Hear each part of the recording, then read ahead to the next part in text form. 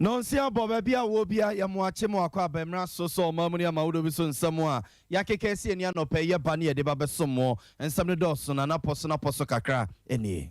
Africa Center for Energy Policy at the two judges and they will show more a few million back what you promise and I want to fear and Kania anyhow. Na ya tete se free next week no GPR to impen for near back ko sinkonya lor first ye ba betutumo and I'm suma peni bia wa pene e wa hon ne ho nsensemo chese wosoro dodo na nke ba fam kakra nke bebo apa.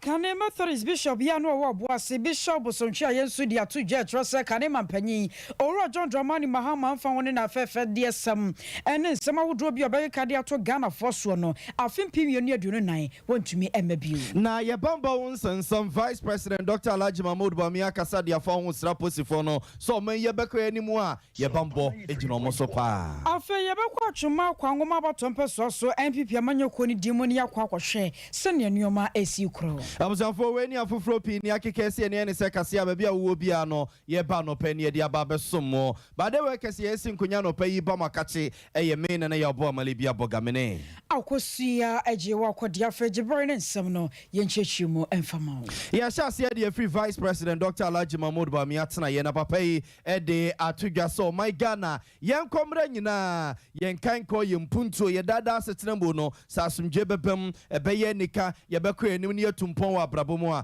ne nyina ejina ya sumdwe ne ye bambo ayetimu eno nti wasro my Ghana posifo no se womso so munye ne ombetimi bia se beye ne ye bambo ayekram ene ya sumdwe ayekram no ye beko enim ne nkoyese bia amanfo di hum ene piti brabra ne beba betena o mayimo Vice President de sansem to jawabra na enra wo ya amamre ne amane wankrapompre mantemo na Shukura District Police Headquarters wo bia no ene wo ye ne se ene impuntu ayepe no mayimo akwan papa ayepe ya sabia ye pesiesie ene sukusu akese ye pesiesie nyina no se betima bam na wia peye ma de hye to oman mu soso no omabra bompuntu abamu a apostifo no bambo ene adwuma wono mo ebeye eka wo bi pa nti obesre wonum se bambo de hwe eno man to tuna sekra. I am informed this edifice will serve the people of Shukura, New Russia, Zamraman Line, Mabruk, Soko, Banana Inn, Latabio Koshi, Tankasi Line, Flamenco, Sabo Zungo, parts of Abosokai, and parts of Mataeko. It is therefore not surprising that the IGP deemed it fit to elevate this building to a district command headquarters in his quest to bring security to the doorsteps of the people. The invaluable place of security as an indispensable tool for sustainable growth and development in any community cannot be overemphasized. The survival of individuals, families, groups, and businesses are largely dependent on good security measures put in place for safety and peaceful coexistence. Hence, it is the primary duty of every responsible government to ensure the welfare of security officers and ultimately the security of the citizenry. Our government, under the able and dynamic and visionary leadership of President Nana Addo Akufo-Addo, has lived up to the expectations in this regard. Ghana continues to enjoy a good reputation as a peaceful and safe country with an enviable international image as an oasis of peace. The recent data shows that we are the second most peaceful country in Africa and the most peaceful country in West Africa. I was for Vice President Dr. Alhaji Mahmoud Bawumia ne yetene nka wabra no obie police station mono chiawa no ewo enkrapompene mantemo. Africa Center for Energy Policy nso de ato dwa se wo my Ghana agina ya hodro bi esi ya fe apema hankono ade wotwe enkono ni mu efa wo ma yi nyina mahoden won nsem so senke bedru afempem yenu ne aduonu de na fie biya mu no nyina monkane atumi gina so kirebe no wasasa nhyɛ nyina antumi akwankwaye adwuma ye ka se wo kwa fiefia hodro be se million no apemba ko ene akire mienu no a sa fiefia hodro no nyina no nkane anim ya akwakwye arehosem wo saban no wotumi de hyepa egu akwam panyepa ya wono na hwehwe mu sakraye ene awode de won nsem so de Africa Center for Energy Policy Ora Charles Jamfi Ofori wona ne nsɛmtwerɛfoɔ edisa enkomo yi because in the modern day idea one of the basic amenities and necessities I will say nka efie bia den enya nkola ebesua de nkofo besom ti de ekoso nti se efie ho anase important be ho na se yan connect o to electricity ana ehadwen to hwe Ghana na se nipa anase efie mbe 1.2 million na any access to a year kanenya ehadwen ye hu se improvement by national electrification be no so no when because there's more room for improvement I was say by ehwe na ekwan be fast be hu e be nyama houses na kana yentini connect your money betimi connect your machine betimi aya ama an issue of will some betimi aya emutimi endi na bebre betimi de ayesa sadere ekwan a be fast so aye secure investments and I say allow ma encourage my funds to provided some of our communities with electricity. And only issue. It means that maybe 5 years and I say maybe 10 years. Say, I buy at the many SCs over here, on between I am a son in first. Africa Center for Energy Policy Ora Charles Jamfi Oforina Kasaye ya na wo church nsemu enei afiefia hodro million ba kwa chiri pomienu ya nkanea eni hono no agina ye wo my Ghana etumi esi ye nto so na ye mfam konsem fufuru mu na se etie for pa atwede mponyankrompon ba se yadom a wa atam no nkomachi otuturu nso to nso ba wi obotentimo a wode ya fa dum no nkom gire mata tesha mo beka hye nso a be na ne na nsamu ani na Sompa FM for Pensmedu Katarum Nantie, ye ma tonton sansa subo mu kiremo se Nyankopon fakom no kofa fi check akra free next week kono empenifo ba beto lorry first mu a ebene number 30% mu anesa enam so ma opani bi a wabene ewa wonene wonsensam mu a woye adwuma wo Institute of Energy Security si ura Fritz Moses kire se sa 30% no ono so so wotete se empenifo peso mo to lorry first mu ede kokko gina no we dia da braka ewo soro dodo se nkomu hwa so kakra edi ababe 10% edi akobe 15% kura na se bi abro so kura no 20% yankebe boa pa ora Fritz Moses this answer to Jawabra na Sompa FM nsem twefo abopine no de akwa akobusa ne se sansem ya yane namo atitie salary first free next week koye baba tutumbe 30% no wate bia na no wate bia ne nsusuye ene na dwenche wo ho ene sei no wo chese ono de nyamia nim no bonsam atiko beka se wosoro pa yanka wo sen campaign fo hwa so kakra emano eba from na wo kire e wo mayimo de me gide pa se wosoro dodo it's on a high tide ebum sa say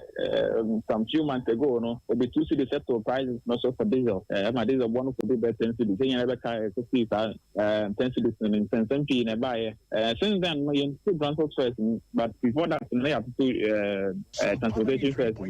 definitely the empire when it says instrument e be ba no NYP for 30% GDS say abandon to nya no manage either sabema the cost no akwhye in transport parts we are not say some parts be in the transportation value chain. Because come say to transport first why bit me handle. Amazon for way ayora Fritz Moses wa be ye power won in their homes and some was also ye juma our Institute of Energy Security si or a research analyst ho and our church at Media for Lord first year ye TTS free next week kono e kukura kosro be 30% no Sese ni parodo no asase kasa se agina ya hodo bi akane mampanyo ro John Money Mahama peso sie edefa 11 ho anu nti no nei wa asase de ada nano eka defedefe nsem se ne be ya Ghana fo be gina so age na die na ni afempim ye ne aduno nan yetumi ato abade ama no no bi mu kire se enya de ye nokre na apanyipa ba ko awoko Methodist asafo mu a wono so age din na waje mu hini papa enkane na wa ye Methodist bishop ewo boase bishop Osontwe yensu wono nano atumbi eno watch as a Ramagana for nyini wo hwe sansam no aye John Dramani Mahama namu a wakeka no a eye rodo radansam ensuo bia no wono mo agina mo ye wasa Ghana for tumi gina so ekasa fimpim enu aduno nan wono mo gina so ade atoaba ade ama no watch se wo hwe my Ghana ba bia mo aye den akwakodu no a eto nko a eno ma ye hia se etumere kikire ya me aduna so betini gono bibiewa obotwem na mekere maadwe no ya no kwa Sado ta freche Ghana fina yenyima mampanyin da daw wa batine gono do ana egona wa batade no onyim de ya bobosa na mepi na okodo enti Ghana fina ayehuni enye 8 years nkote na papa ebedi odi impirpi obaye panyin onye president awenye be bi ko onye di edwumara ye ansa na nanka sosoro batine egondo as full president for about 4 years na no raba and then me koda Ghana for selection and so your come. Sabio, ya na nkofo dwende abuna tidi no begu bank so guni na president dada ana nam nansa na edwumado na banks near den ogui enti se enne president baka che nne se yi levi ne ba na se ya me adoma no so sene ba obotuma onya no kwar na ofi the madri kasibira ya bato aban enyima ewi masakaye nobody knows tomorrow Yankopon na mankofu bi wona nsa na edwumado na wa yo mani ye obaye ne ye to the extent there we live in kofu bobo nsem ko da na ye live no but the minti obi de nsa ka onye ye 3.1 yes sabio free education na mankofu free HS ana them school ye nkofu pi akasa ho CCA is taking shape obodu bi abesina to about 2024 no ni Yankopon amanda maye kama de amagana wa bi na ye abotar ye yentase ne ye da oye no kwan ne za ofemdem no ebi renka de onto abama MPP Bishop Osontwe yensu enkane no ye Methodist bishop ewo boase eno wacheche mu eho hia se 11 no oman etimitua afa mfamo nkokonfo no chaban ya sabia na akwada 9 years Stephen Nketia ya no ne maametie we kra de ne nya ne maame a onyinse na bosome nkron ewo no ne mum eja maame bia na ne nsem obie eno ne kokotena ye na asechene mu a no ne maame ne tie na maame ne chese wakwakọ wia ne 2 Ghana cedis yo 2 Ghana cedis ena akwada na akwakọ wi ase no wano ansohye eni putu di akwada ne nsa akwakọ num sa denti na akwada na ekosuku no wa mani sika so mfa nkoto aduane nie na akwada na awia ne 2 Ghana cedis se wo de ekosuku akwakọ to aduane edi na achese akwakọ ya rehosem pa eba ye eni abusuafo ne mpanimfo ba mu a wo mo ekọkire maame na rehosem na ewom ne se maame no ya akwada na nyambra nsem wo tese ye no achese wawo akwada keto a wotua no fo ano njemra posi fo kire no ekọ taputu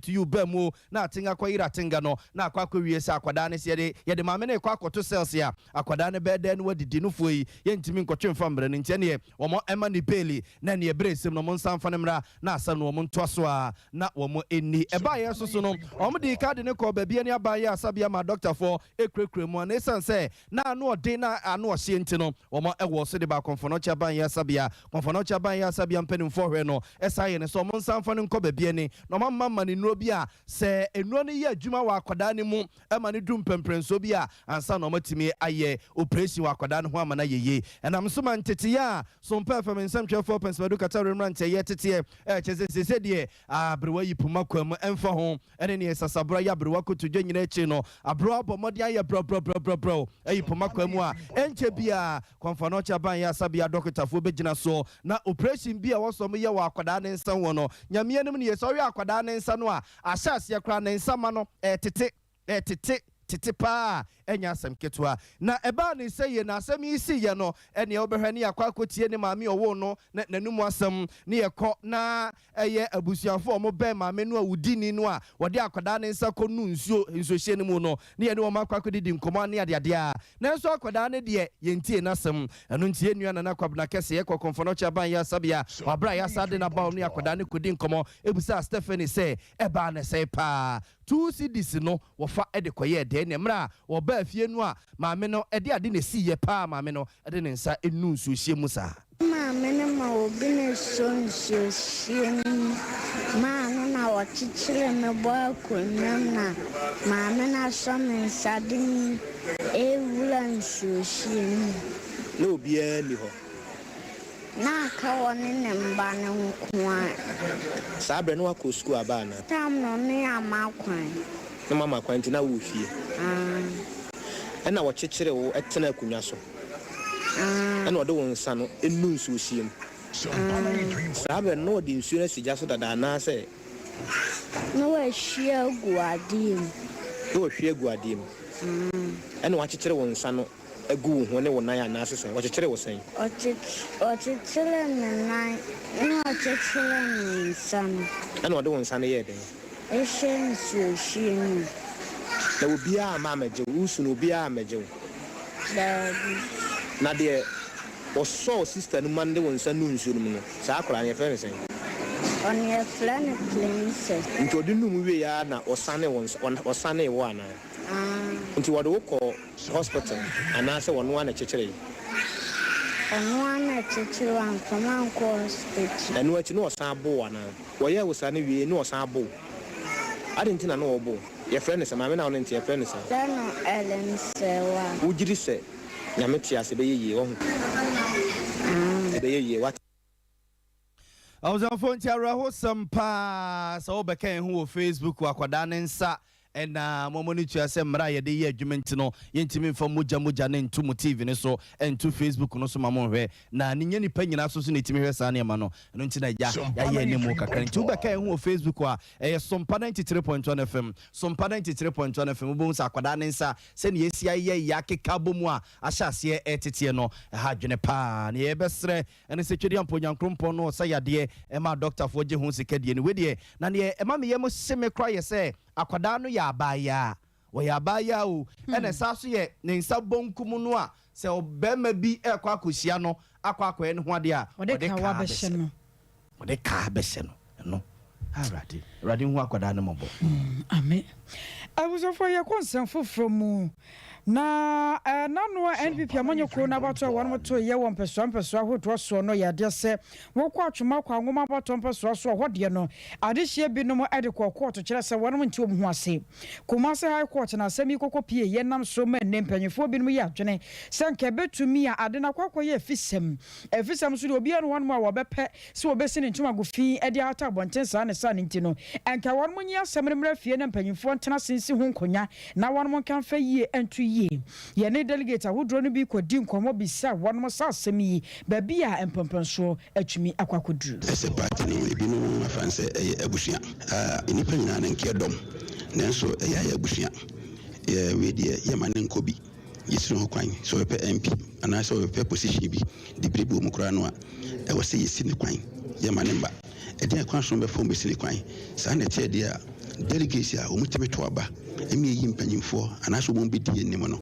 yibehwe se sa delegate bi no ye tie ni beto perform ni ye hwehwem ye hu se sa delegate nya kwan bi hurom to aba ne bia ye ya ye esisi a no ye wo ye teso no o mbi tue firi ho isa tie dia ene ye momu entu bi kura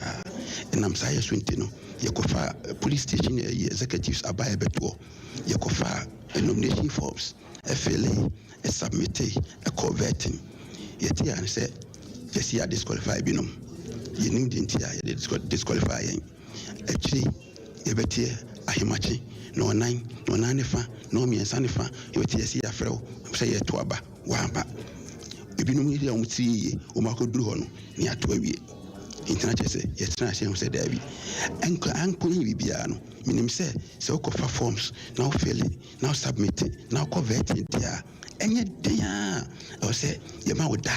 ye de beso aba a buni friends notice of pool enso yensa anka bi nti ehwema nipa be wa ha aduonu mienu about 152 de saade no edi yen ne yetanse da bi party no nyina ye dia yenhwe na ensei nti baabi amra ne da no ene ye dia fa se emra no enka emwaye na yi ento yi bi ato yi a ombedi animu no nyina abo mu chidom ene mti de bae no ne kure ni medi ya kakra se ye ka se Council of Elders MPP Ashanti Region Secretary no ebi yi asem no edema elders no nukure ni yekwe omuhye ya wada edikai ye petitioners no yekoi defendants no ama ifiada ade achiye yesan koi omobai yebobo ne maso yekekan ni nyina yede yabusa de ya district de edi ku ho se de mediki aka no se ya amia nto aba ni bi omo efro mu nso omekọ ne ato awie NPP delegates ni bi ni ate won mon kase wo mu cheche mu enioma hodo ne hyehyeye asese wodi egu akwemu afa ye cause bi labato mpaso so na busuafo ama ne bo efiri ho ba no enye de ne yotete akire mu se kane mrahye dwani ano wo ho won mon nyafo John indebugiri se bra ye kase die waye nyamedia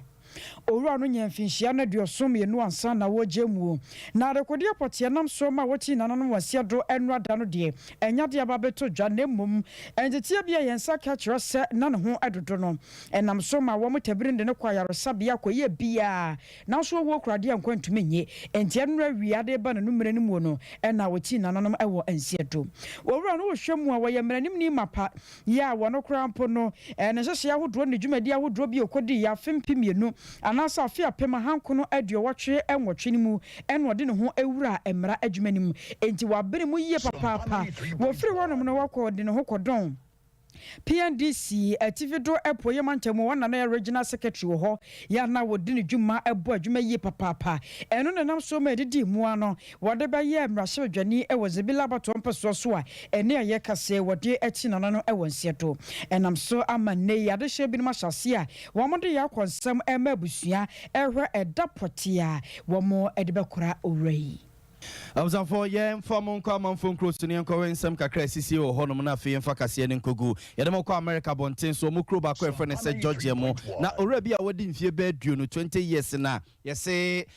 apostle che so no mu di hide and seek ene Jack where are you I am here Jack where are you I am here sa pilolo no ne apostle for Georgia bonten so edi na ye say wo ye nipa boni pa apostle atete no che na no apostle ne to wono mo sa na ora yi ba say an ni tuo bi ayira no office mu yesi aba bedi aposifo ne nchen na aposifo ne se enju ba begi tuo no se akwa ne se an na aposifo se yo ya tetwen elkopeti nim ne pa no bi de bre no so ntena se na mo kofotu no de abre no nto ye ya ena je so mo de hankofu gu no nsam ano se bronya kokwa wodagya ho de ne kotu prison na se wo ba no na ne baketo a wadi 8 months eda ne kanim nti wanka nchira aposifo ne se e bia ba me ba begi mi tuo no me baby kra da kanim cha aposifo do ano no a wo hye sel so no mo se ne ba ne da kanimu a wo ro glasses nyina sie Yes, celebrate so America so no ewia ne boka krane adeade a enti yesi nyankopon ne fa kwam ene wan kofa fichire kanye sankare ho sembai makwada no a wadi be 8 months no kono so etena kanimu sa ema ohyew ekonemum ne na ba bia na wo twam sabre no ene ohu se ka ne so na akwada ne dem ene ne wotie mu memma mru waka ne borofo memma mru men kam ene ne omo bai ha omo ebe ya akwada ne free kenim Memma mrure men come and na yenya we so men come na ja yemfa sam no nyina ensi won mo boa ye kuku agenda voice editor en wo che na kwasua somoa wo boa bi wo hene ni ama kranche wo ye na fam die kwabena kase won so de nanim nyam etachire yi papa en na fe so eye Benjamin Kusi eboso Murphy en nkae ni nyina edom eboa bie ye kwa MC a hon so a PK wono so ewo hobi eno achi ni Rocky the Darling wodom eboa ye school fees ena fe what example Godfred Nanayaw ene enkae Aki Ola wo munyina edom boa ye papa ene de ensem no besom ye yenso ebetena second kind na no pay medin ene akosua ajiwa kwade ena fe Nanayaw boa malibia boga yadamase amamonitia adehye